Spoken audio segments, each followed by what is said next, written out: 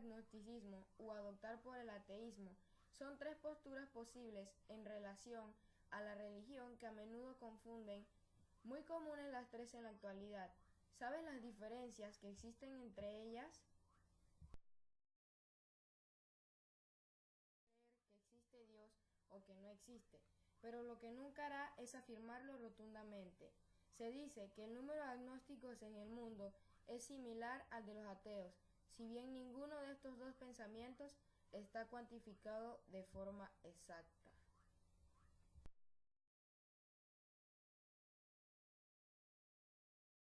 Podemos ser ateos, agnósticos o creyentes. Nadie nos priva de elegir libremente la religión a profesar. Lo que sí se debe tener en cuenta es que todas estas filosofías deberían ser respetuosas entre ellas y no crear problemas o incluso generar odio y violencia, como por desgracia hoy en día muchas veces sucede.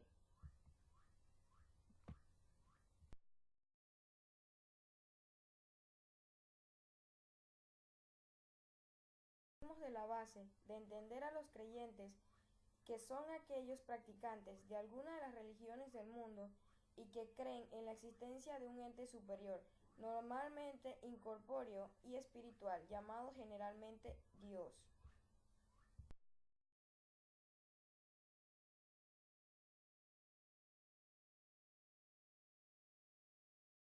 Que se genera entre ateo y agnóstico es que ambas posturas plantean conclusiones sobre objetos diferentes. En otras palabras, ¿a qué Dios nos referimos cuando se declara su inexistencia, incapacidad de conocer sobre estas cuestiones? Si aclaramos este punto, pienso que gran parte de la diferencia entre los dos desaparece.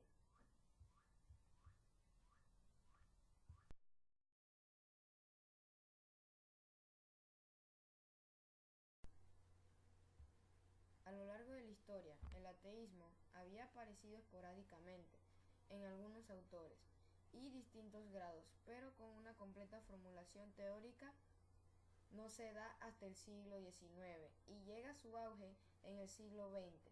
Tanto es así que se ha considerado incluso que el ateísmo es la característica propia de nuestro tiempo. Este ateísmo moderno es en primer lugar postulativo, porque no se ha podido demostrar la existencia de Dios, pero, sin embargo, se toma como un supuesto que hay que aceptar, aun sin pruebas de ningún tipo. En segundo lugar, el ateísmo se presenta como una doctrina humanística, la única capaz de salvaguardar los valores humanos y la dignidad del hombre, en definitiva, de salvarle. El ateísmo contemporáneo es además total o radical. No admite ninguna trascendencia, alguien que esté por encima del mismo hombre. Se presenta el ateísmo como un imperativo para la afirmación del hombre, como un humanismo. Dios no existe y es necesario que así sea para el bien del hombre. Dios es necesario e inoportuno para la realización del hombre en cuanto a tal. El hombre se explica por sí mismo y no tiene necesidad de nada trascendente.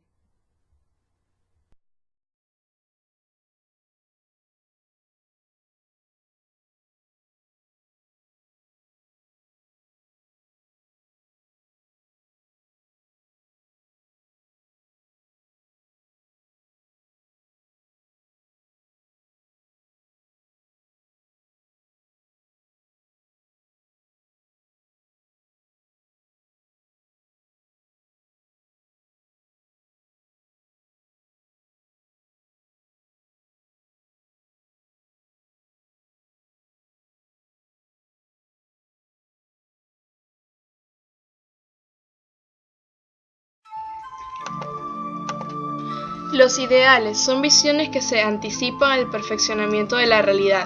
Los ideales son el horizonte a donde los sujetos críticos de la realidad en donde van apuntan, si es que son consecuentes con su pensamiento. Un ideal es precedido por una lectura de la realidad y una caracterización de las problemáticas. Lo que es un problema y de que hay formas, hay que resolverlos.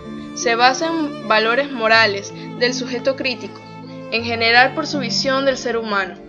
De más está decir que toda realidad humana es de carácter social y por lo tanto todo ideal es de carácter social. Es decir, que cualquier sujeto portador de una moral propia lleva consigo una visión del ser humano y un ideal, que inevitablemente se traduce en sus acciones cotidianas y que alcanza su estado más alto cuando se plantea objetivos transformadores. A medida que las aspiraciones del sujeto se elevan, éstas entran en constante contradicción con la realidad y hacen necesario la definición de tácticas para alcanzar los objetivos transformadores, produciendo en la práctica una polarización de las metas individuales y sociales, que es la viva contradicción de la realidad y del ideal, porque vivimos en un mundo individualista. Depende de la inteligencia y compromiso social del sujeto el poder unir estas dos facetas y resolver el dilema. Para lograr estos objetivos sociales, parece natural agruparse con sujetos afines que persigan estos mismos objetivos.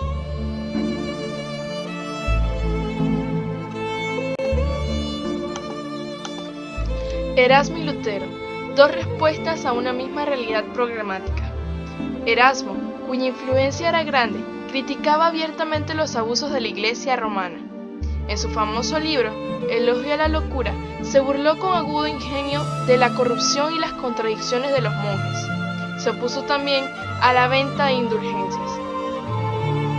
Las semejanzas entre Erasmo y Lutero. Cuando Martín Lutero delineó sus 95 tesis, Erasmo lo apoyó, pues compartía con él su rechazo a los abusos de la Iglesia y su deseo de reformarla. Ambos hombres eran expertos en la Biblia e intelectualmente bien dotados. Eran también piadosos, independientes y valerosos. Sin embargo, la influencia de Erasmo era inmensamente más grande que la de Lutero. Igualmente, lo era su elocuencia y su habilidad como escritor. Las diferencias entre Erasmo y Lutero. El hecho es que después de ser aliado de la Reforma, en sus inicios Erasmo se hizo después opositor. Lo que produjo este cambio fue la diferente perspectiva que Lutero y Erasmo tenían sobre la esencia del cristianismo. Para Erasmo, la doctrina era un asunto sin importancia. Lutero, por lo contrario, veía que el cristianismo era sobre todo un asunto de doctrina, pues nuestra fe, decía él, tiene que basarse en la verdad doctrinal, pues sin doctrina correcta no hay verdad. En todas estas ideas vemos muchas semejanzas con el pensamiento de Lutero. Sin embargo, hay también varios puntos que los separan.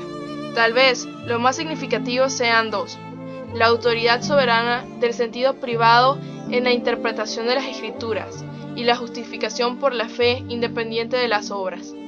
Estos aspectos, defendidos por Lutero, serán puntos básicos de la Reforma.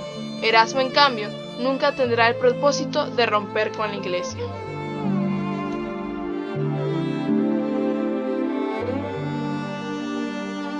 La filosofía Christi.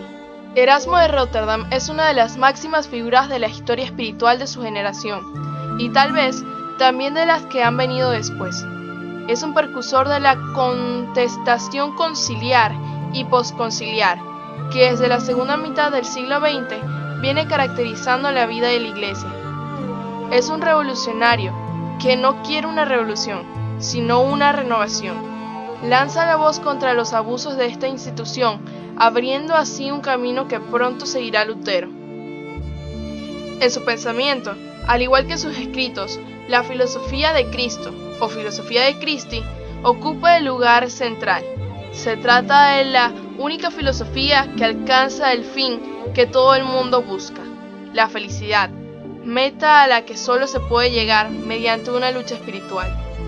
Pero esta filosofía es ante todo un modo nuevo de entender la religión, de forma más interior, menos ritualizada, más libre, menos eclesiástica.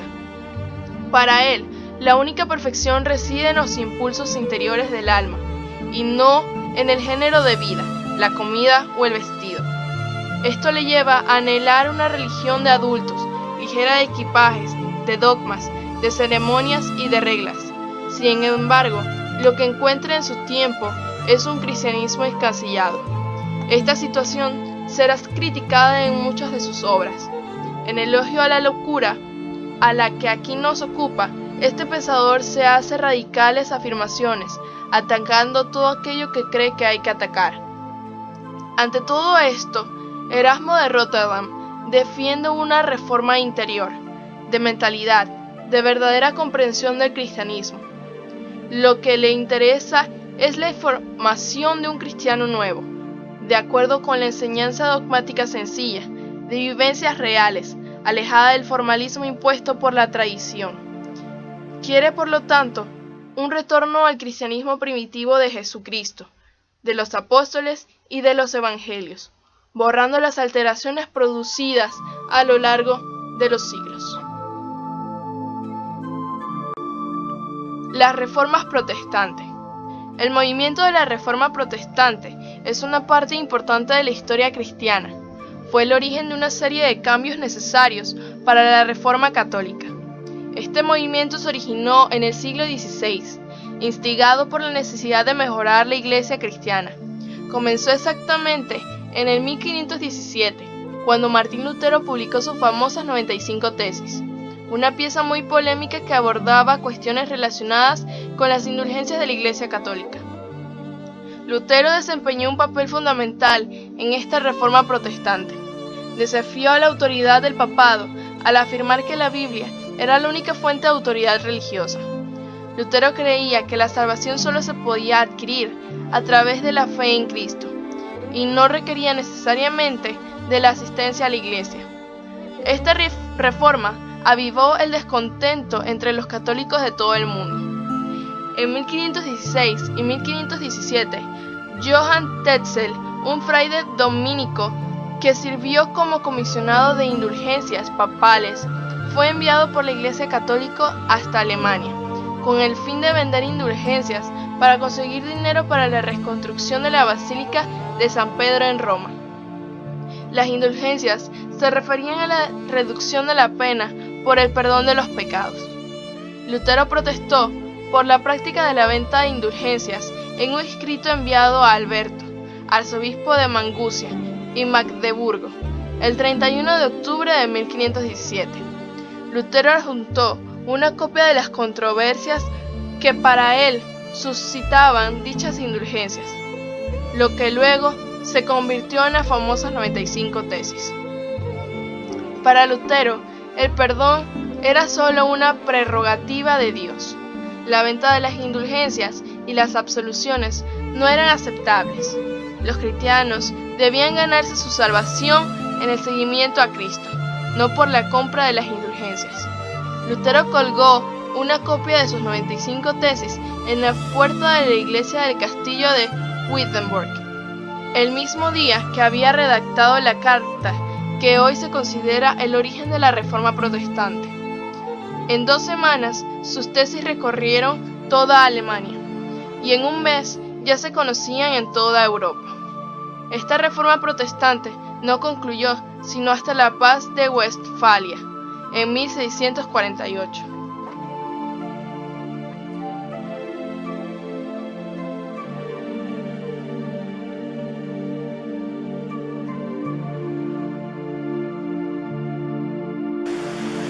Buenas, hoy tenemos el gusto de entrevistar al señor Juan Moreno, que le vamos a hacer una pregunta sobre el agnosticismo y el ateísmo. Señor Juan, para usted, ¿qué es Dios? ¿O qué es un Dios? Existe un único Dios, hay uno solo, que es Jesús. Pero, ¿quién me puede demostrar que Jesús vivió? Sí vivió, pero creó el universo. Jesús fue un revolucionario. Según él, fuimos creados del polvo. Pero si nos vamos a la teoría, fuimos creados en un organismo unicelular. Salimos del agua y evolucionamos. De ahí evolucionamos como un mamífero. Evolucionamos como un mono. Anduvimos errantes por el mundo. Y a medida que fue pasando el tiempo, evolucionamos en Homo sapiens o hombres pensantes, los sabios. El ateísmo es algo como que, en cierta forma, una parte de mí dice que Dios existe, pero otra parte me dice, ¿cómo me compruebas que Dios existe? Si creó el universo, las estrellas, el principio del fin, el alfa y el omega. ¿Quién me sostiene con base científica de que él creó eso? Pero usted no cree. No creo. No creo. Sí, porque hay una persona que... Porque la vida, nacemos, crecemos, reproducimos y morimos. Y ya. Podemos hasta, según las creencias, podemos reencarnar en un perro, en un delfín, y muchas cosas. Yo solo creo en lo directo. Entonces usted niega la existencia de una divinidad para usted o de un Dios. Sí lo niego porque muchas culturas han tenido en dioses, en el sol, en la luna, en animales, y al final de todo, todos morimos y no sabemos a dónde vamos. ¿Qué diferencia cree usted que hay entre el ateísmo y el agnosticismo? La diferencia es que, bueno, el ateísmo no creemos que Dios no existe. Y el ateísmo hay una duda que sí y que no, para mí no. Gracias. Gracias, Señor. Bueno, en esta tarde tenemos el agrado de entrevistar al señor Ricardo Vega para hacerle algunas preguntas con relación al ateísmo y al agnosticismo. Señor Ricardo, ¿usted cree sobre Dios? Yo creo que un Dios existe, pero también creo que todo conocimiento tiene su base en la experiencia de los sentidos. Sentir, tocar, ver a ese Dios. ¿Cómo nosotros podemos afirmar que ese Dios existe? Y también, ¿cómo nosotros podemos afirmar que ese Dios no existe? Además, para mí, yo me baso en la actitud de vida y en la fe. Señor Ricardo, ¿cuál cree usted que es la diferencia entre ser un agnóstico y entre ser un ateo? Ser un ateo es no creer en ningún Dios o un ser omnipotente que haga milagros.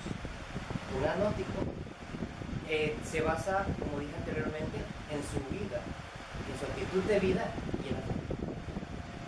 Muchas gracias.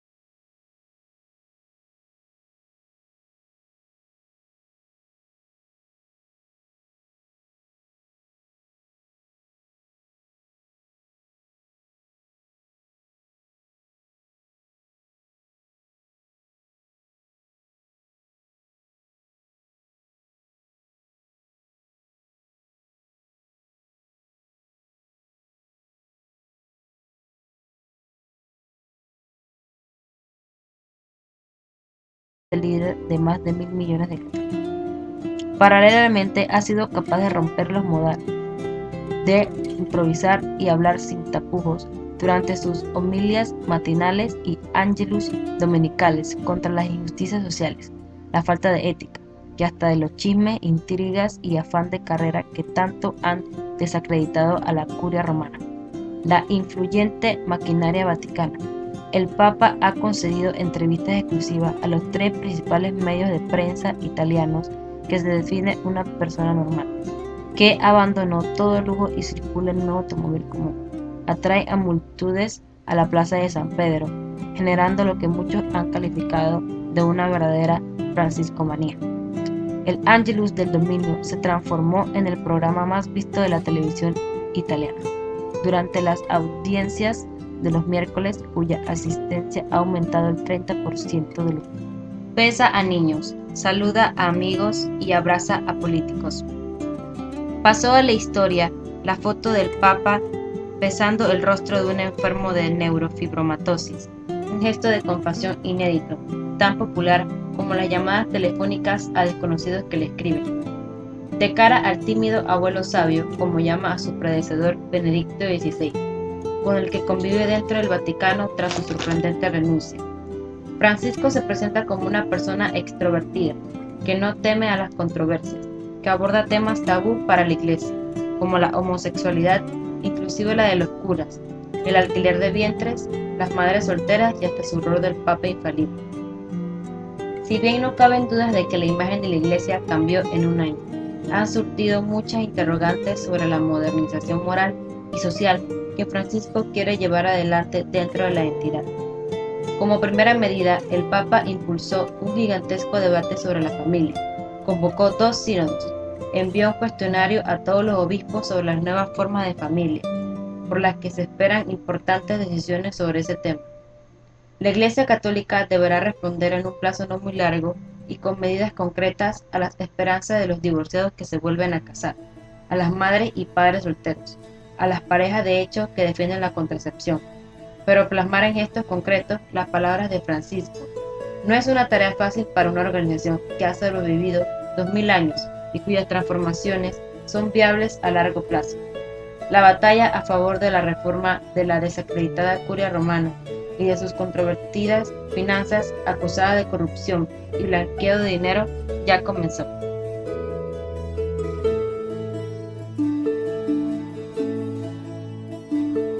El carismático Papa Francisco ha ayudado a recuperar la confianza entre los católicos, pero no ha detenido la tendencia a la baja en el número de feligreses de una religión aún dominante en Latinoamérica. El número de personas que se declaran católicas en la región ha bajado 13 puntos porcentuales desde 1995, aunque el año pasado cerró estable en un 67%. El informe destacó además que quienes abandonan el catolicismo usualmente no se vuelven agnósticos ni ateos, sino que abrazan otra religión. Ni la declinación del catolicismo es tan acentuada y universal como se oye decir, ni la evolución de las creencias es lo esperado. En 9 países latinoamericanos hay más de un 70% de católicos, en otros 3 más del 60% y en 2 más de un 50%. Como institución, aunque la confianza en la Iglesia se desplomó de un 76% a un 64% entre 1996 y el 2011, en el periodo de 2011 al 2013 aumentó al 73%. El Papa Francisco, nacido en Argentina, ha capturado la atención mundial en su primer año como jefe en el Vaticano al sugerir que podría flexibilizar las estrictas normas de la Iglesia sobre el divorcio, la anticoncepción, el matrimonio, las mujeres sacerdotes y las uniones homosexuales. Sin embargo, no se percibe un aumento en la cantidad de católicos en América Latina tras la llegada del nuevo pontífice, aunque el estudio precisa que es temprano para apreciar un impacto si se produjera.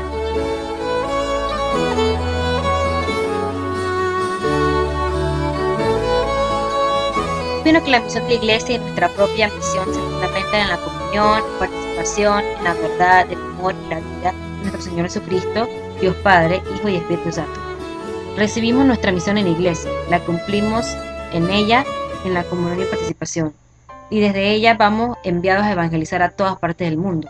La misión es la que renueva nuestra identidad cristiana, nos devuelve nuestro entusiasmo, nos ayuda a superar dificultades en nuestra comunidad y nos hace participar en la salvación de Jesucristo. Nuestra principal perspectiva de vida y servicio es realizar la propia misión en y desde comunidades eclesiales vivas, dinámicas y misioneras. Buenas, en esta tarde tenemos el agrado de entrevistar al señor Ricardo Vega para hacerle algunas preguntas con relación al ateísmo y al agnosticismo. Señor Ricardo, ¿usted cree sobre Dios? Yo creo que un Dios existe, pero también creo que todo conocimiento tiene su base en la experiencia de los sentidos, sentir, tocar, ver a ese Dios. ¿Cómo nosotros podemos afirmar que ese Dios existe? Y también, ¿cómo nosotros podemos afirmar que ese Dios no existe? Además, para mí, yo me baso en la actitud de vida. Señor Ricardo, ¿cuál cree usted que es la diferencia entre ser un agnóstico entre ser un ateo? Ser un ateo es no creer en ningún Dios o un ser omnipotente que haga milagros. Un agnóstico se basa, como dije anteriormente, en su vida, en su actitud de vida y en la fe. Muchas gracias, señor Ricardo. Buenas, hoy tenemos el gusto de entrevistar al señor Juan Moreno, que le vamos a hacer unas preguntas sobre el agnosticismo y el ateísmo. Señor Wal, para usted, ¿qué es Dios? ¿O qué es un Dios? Existe muchos dioses, hay uno solo, que es Jesús. Pero, ¿quién me puede demostrar que Jesús vivió? Sí vivió, pero que creó el universo. Jesús fue un revolucionario. Según él, fuimos creados del polvo. Pero si nos vamos a la teoría, fuimos creados de un organismo unicelular. Salimos del agua y evolucionamos. De ahí evolucionamos como un mamífero. Evolucionamos como un mono. Anduvimos errantes por el mundo. Y a medida que fue pasando el tiempo, evolucionamos en como sapiens o hombres pensantes. El ateísmo es algo como que, en cierta forma, una parte de mí dice que Dios existe, pero otra parte me dice cómo me compruebas que Dios existe. Si creó el universo, las estrellas, el principio del fin, el arte del amor. ¿Quién me sostiene con base científica que Él creó eso? Bueno, ¿usted no cree? No creo. Sí, porque hay una persona que... Porque la vida, nacemos, crecemos, reproducimos y morimos. Ya. Podemos hasta, según las creencias, podemos reencarnar en un perro, en un delfín, y muchas cosas. Yo solo creo que moriré. Entonces usted niega la existencia de una divinidad para usted o de un Dios. Sí lo niego porque muchas culturas han creído en dioses, en el sol, en la luna, en animales. Y al final de todo, todos morimos y no sabemos a dónde vamos. ¿Qué diferencia cree usted que hay entre el ateísmo y el agnosticismo? La diferencia es que, bueno, el ateísmo no creemos que Dios no existe. Y el ateísmo hay una duda que sí y que no, para mí no.